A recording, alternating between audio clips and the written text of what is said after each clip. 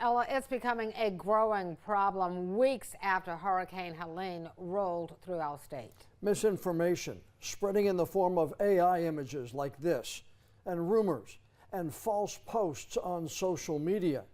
WECT's Ava Brengord talked with state emergency management officials about it today. And Ava, they say information or misinformation like that doesn't just hurt the victims of the storm, but also the first responders who are trying to help them.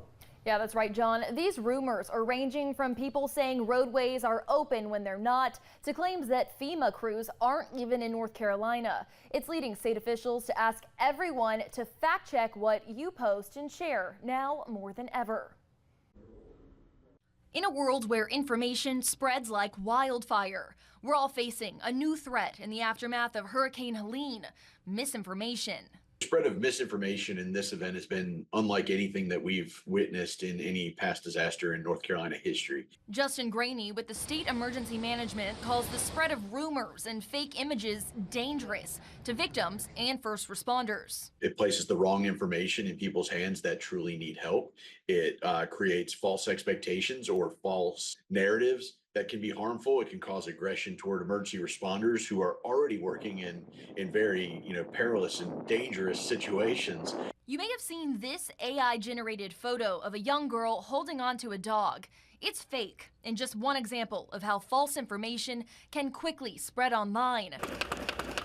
And it's not just photos. Helene hit just weeks before the 2024 election, prompting state officials to stress the importance of getting your information from official websites.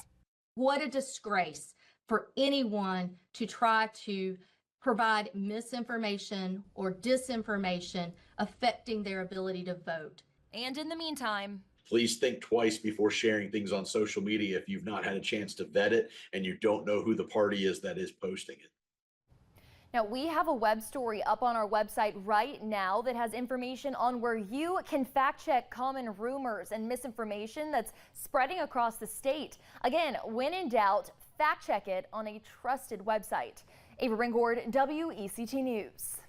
Communities in western North Carolina still need your help. Tune in tomorrow at 5 p.m. for a WECT News special, Helping After Helene. We're teaming up with the American Red Cross to raise money for the communities devastated. We'll take a deep dive into this unprecedented disaster. Many of you have said, how can you help? Well, here's how you can help.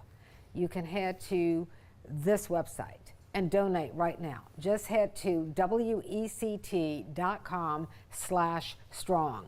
You'll find a link to the American Red Cross donation page, which has information on how you can help the folks affected by the storm, including our local chapter of the American Red Cross. There are several fundraising events planned.